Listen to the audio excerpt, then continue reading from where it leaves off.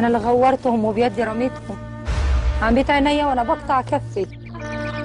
زي ما سلمت اخواتي هرجعهم لك في كفك. طريق واعر ما سيب. حافظ عيالي يا ذكري. امك ما عملتش فينا غير كل لا عملت، خلتنا نسيب جذورنا وسلمت رجابينا للكبير، وبامرها بيجي واسع علينا وبيتحكم فينا بهواه. انت صح اخونا الكبير، بس ما كناش نعرف ان الكبير كمان في وثائقته. يخوض خالد يوسف رهان سينمائي جديد، فيلم كف القمر، عن قصة وسيناريو وحوار لناصر عبد الرحمن صاحب فيلم حين ميسرة، والذي وضع خالد يوسف على قائمة مخرجي الإيرادات بالسينما المصرية.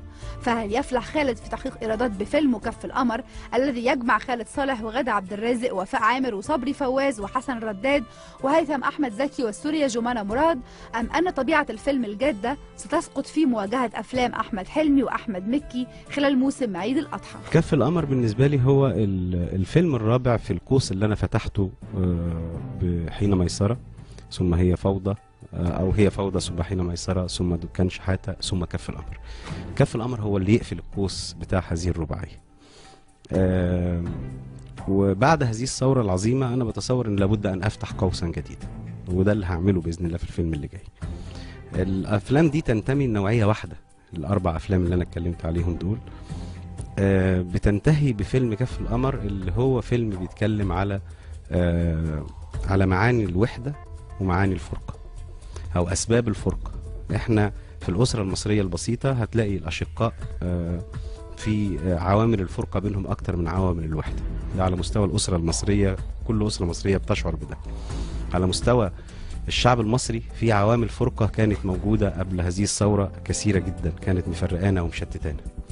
على مستوى الأمة العربية، البلاد العربية ببعضها وصل حد التناحر بينها، إن بلاد بتتحول بلاد شقيقة لبلاد شقيقة بتتحول لعدو، وفي بلاد بتحتل بلاد. وصلت الفرقة بيننا كعرب إلى هذا الشكل. لكن هذا الفيلم بينتهي، من لأنه هو اللي بيقفل القوس بتاع الأربع أفلام، بينتهي بأن إن رؤيتنا في هذا الفيلم إن هناك بعث جديد هيحصل، وان العوامل اللي على ارض الواقع اللي هي حقائق الجغرافيا والتاريخ واللغه والدين والحاجات والموروثات الثقافيه الواحده والهويه الواحده بتخلينا نقول ان المستقبل مضمون للوحده اكثر من الفرقه. يعني انا منتصر لان المستقبل اللي جاي مستقبل فيه عوامل الوحده اللي على ارض الواقع هتخلي فيه وحده حقيقيه، هتخلي فيه بعث عربي جديد على المستوى العربي، وعلى المستوى المصري هيبقى فيه بعث مصري جديد، وعلى مستوى الاسره المصريه هتتكاتف مره اخرى، لان احنا كنا في قاع المنحدر التاريخي اللي هي مرحله انحدار كنا عايشينها احنا كاسره وكشعب مصر وكأمه عربيه. فحركه التاريخ بتقول كده، لما نوصل لقاع المنحدر لابد ان احنا نصعد مره اخرى. وطبعا اللي هيبص الكلامي ده هيفتكر ان ده بسبب ان ربيع الثورات العربيه. الفيلم ده انا عامله وخلصان قبل ثوره 25 يناير، واللي اتفرجوا عليه قبل ثوره 25 يناير يعني حتى كانوا مندهشين من فكره ان انا ليه مستشرف بعث جديد، وقلت لهم والله ده احساسي.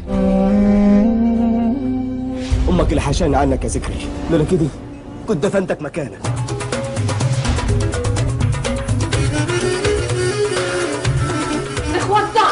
وسترة ونعروني وزلوني. ال11 فيلم اعتقد فيهم حاله من الهارموني، يعني بتجمعهم مشروع سينمائي، يجمعهم مشروع سينمائي واحد.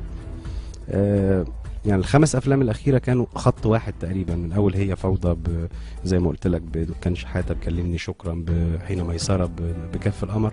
دول كانوا بيتكلموا على حاله القهر اللي احنا عايشينها، حاله الفرقه اللي احنا عايشينها بما فيها كف القمر، حاله الشتات اللي موجود، الانفجار اللي موجود تحت السطح، البركان اللي موجود تحت السطح وهينفجر في اي لحظه، سواء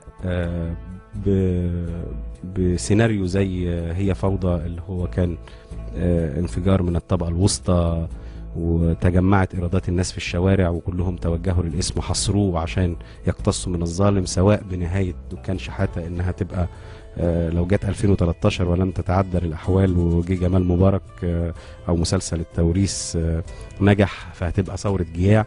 كل هذه انا رايي الافلام كلها كانت بتخدم على بعضها، لدرجه ان انت لو قريت حتى جواز بقرار الجمهوري اللي هو تاني فيلم ليا هتلاقيه بيتكلم في نهايته احلامهم البسيطه، احساس جوه الصدور، مش عارف ايه كده، بركان محبوس في صمته لكن ممكن يفور. يعني من اول جواز بقرار الجمهوري وانا انبه ان هناك بركان هيفور. احلامهم البسيطه احساس جوه الصدور وكلام بين السطور. البسيطه احساس جوه الصدور وكلام بين السطور. بركان محبوس بصمته لكن ممكن يفور.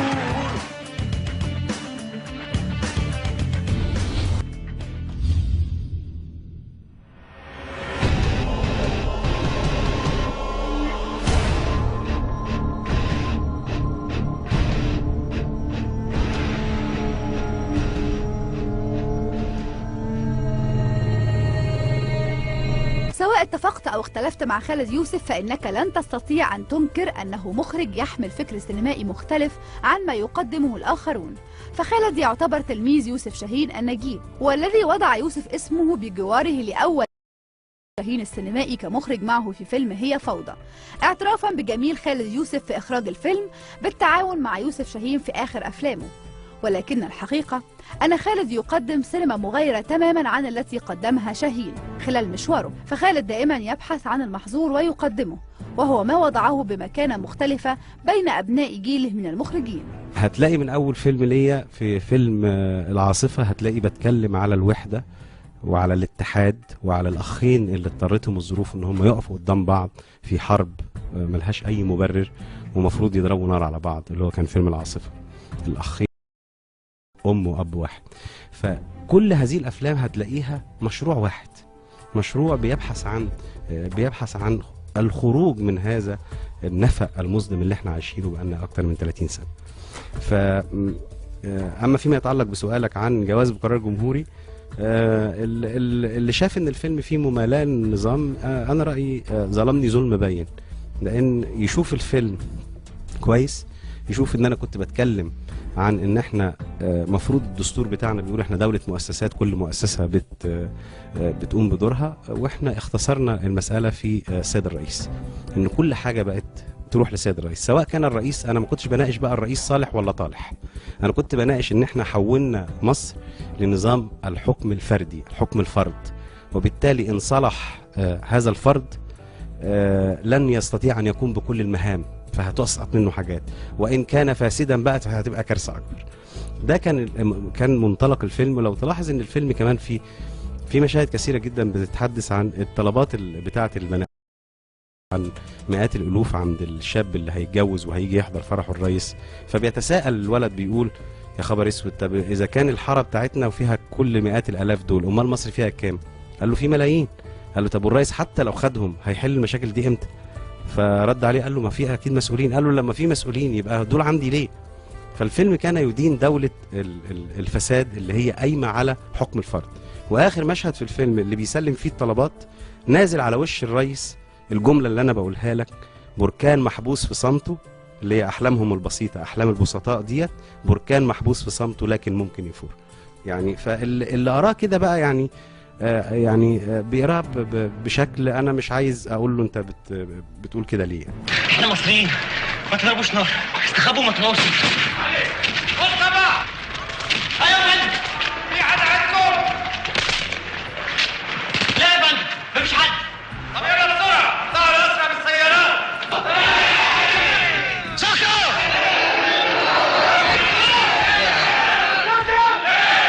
يا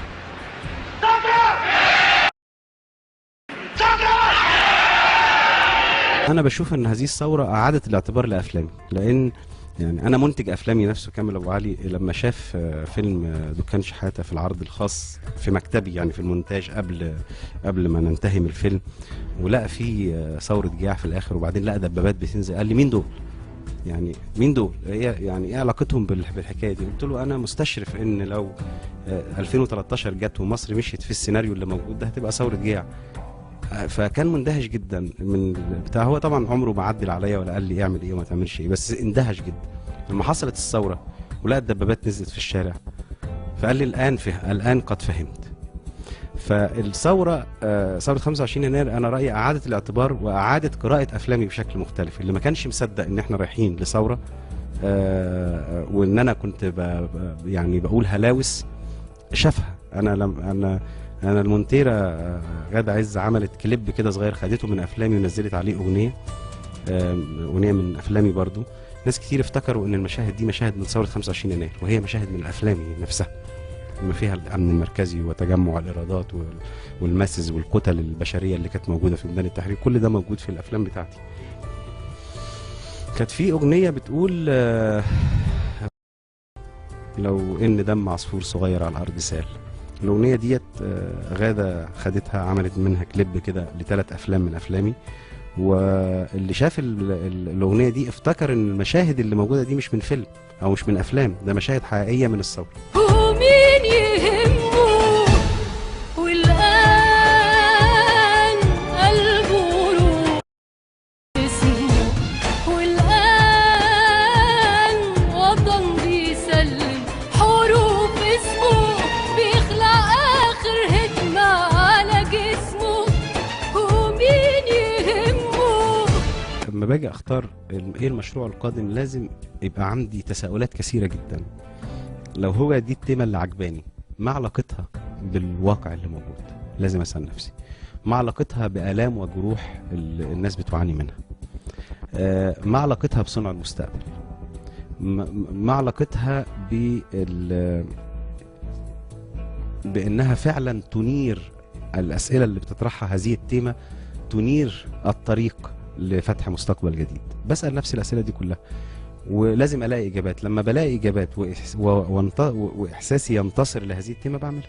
مش باقي مني غير شوية لحم في كتافي. دول اهالي الناس اللي اتحرجوا في مسرح بني سويف جايين قافلين الطريق. بلاش يتبعتروا في البحر، بلاش يتحرقوا في قطر الصعيد في العيني، بلاش لكلب السطينة وليهم. خد اللي باقي من الأمل فيهم، ومش باقي مني غير شوية دم متلوثين بالهم مرين وفيهم. وحابب افهمك بقى ان قانون الطوارئ بيتبع الكل.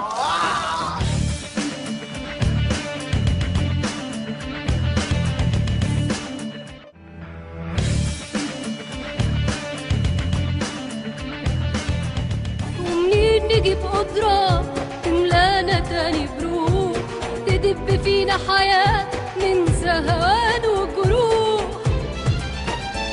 ومنين نجيب قدرة تملانا تاني بروح، تدب فينا حياة ننسى هوان وجروح. صناعة السينما تواجه أزمة كبيرة، هذا ما يردده صناع السينما في الوقت الحالي، وربما يكون مبررا لهم للاتجاه لعالم الدراما التلفزيونية. فهل يخطو خالد يوسف هذه الخطوة ويقدم عمل تلفزيوني للعام القادم أو بعد القادم؟ وكيف يرى خالد يوسف مستقبل السينما ومستقبل مصر خلال المرحلة القادمة؟ أنا لم أتناول في أفلامي أي جملة عن الفتنة الطائفية في مصر، ولن أتناول في أفلامي أي جملة عن الفتنة الطائفية في مصر لسبب واحد ووحيد، وهو إن أنا شايف إن لا يمكن أن يحصل فتنة طائفية في مصر، ولا كان في فتنة طائفية في مصر. اللي موجود على أرض مصر الآن هو احتقان طائفي ناتج من ممارسات النظام السابق في تهميش الأقباط ومنعهم من إن هم ياخدوا حقوقهم.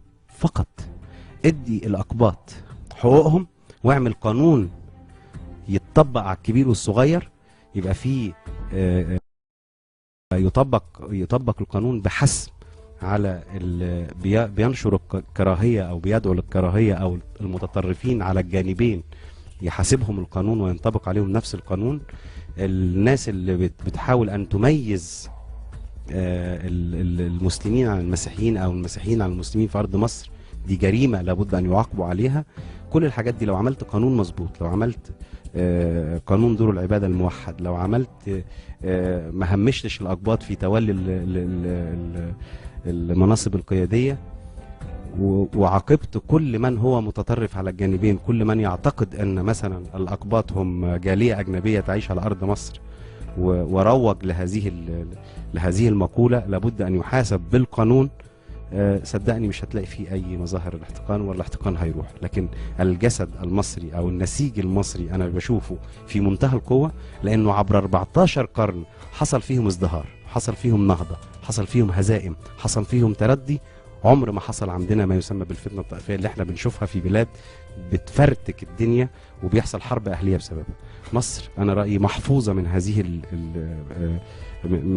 من هذه الآفة، مش بس عشان ربنا صاينها، عشان كمان بجانب ان ربنا صاينها ان الجين العبقري بتاع الشخصيه المصريه موجود في كل مسيحيين مصر وفي كل مسلمين مصر، وبالتالي لا يمكن حد هيقدر يفرتك هذه الوحده. مش باقي مني غير شوية قوة في إرادتي، حزمي عليهم وانتي بتخطي. انا اختيار ابطالي ناتج من منهج علمي قد تعلمته من استاذ يوسف شاهين. في لما بتيجي تختار البطل لازم يكون فيزيكال مشابه للشخصيه، يعني شكلا ووجها ملائم لاداء هذه الشخصيه. يعني ما ينفعش مثلا تبقى عايز تطلع ولد حالم ورومانسي وتجيب واحد مثلا شكله وحش، او ما ينفعش تجيب حد في العشوائيات ومطحون ومعرفش ايه فتجيب ما انا بقول لك يعني. فدايما كنت بجيب البطل الملائم او البطله الملائم او الملائمه للدور.